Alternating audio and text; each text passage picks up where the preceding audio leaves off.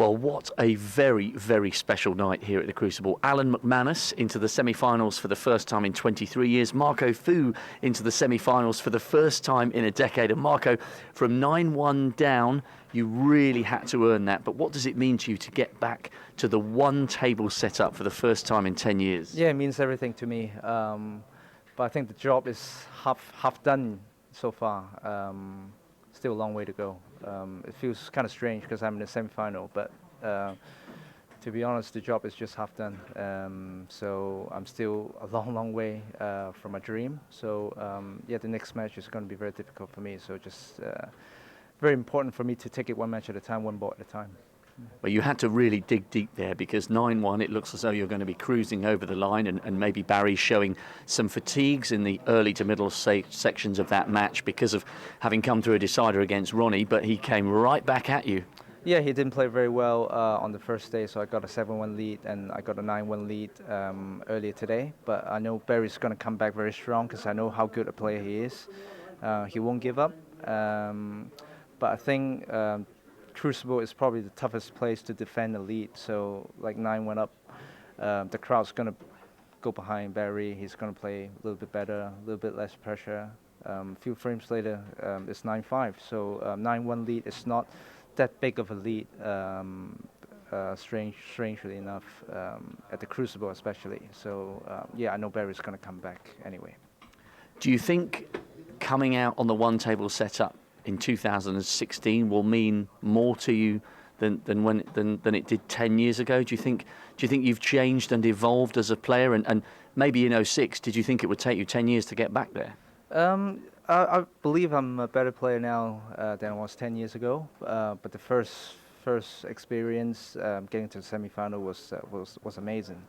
But yeah, to get back after 10 years is really good as well. After such a tough win today. But at the moment, I feel a little flat.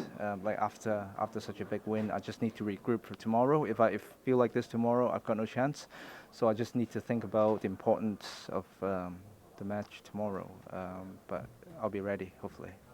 It's been a great day for stories here at the Crucible, and I guess the fact that you've battled so hard to get back to the one-table setup and the fact that it's taken Alan McManus over 20 years to get back there, it shows to other players who are grinding through season upon season that the form can come back and the glory days can return. Yeah, oh, definitely.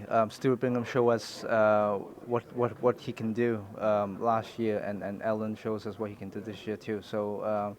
Yeah, I think everybody is with a chance, no matter where they are. I think there are like 20, maybe 30 players going to tournaments that believing they can actually win the tournament now. So yeah, it's very exciting as a snooker player because you don't know, and the fans as well, because you don't know what to expect in the tournament. No one can predict the likes of Ronnie, Judd, Stuart Bingham, Sean Murphy, Neil Robertson, none of them in the quarterfinal this year. No one can expect that. So yeah, it's just makes it very exciting. You've been a brilliant ambassador for the sport in any country, but especially for enhancing the game in the Far East. And how significant do you think it is that you in the bottom half of the draw and Ding in the top half of the draw, for the first time, we have two players from the Far East in the semi-finals? Yeah, it is quite an amazing record, obviously. Two Asians getting to the semi-final of the world, but I'm sure Ding is with me on this one. We just want to concentrate on the next match ahead. He's got a very tough match against Alan, and I've got a very tough match against Mark Selby. So still a long way to go for my dream final, but just need to take it one match at a time, one ball at a time. And will you ask your daughter to come and watch such a huge occasion? I mean, she wasn't even a twinkle in your eye 10 years ago, or do you think it's too exciting?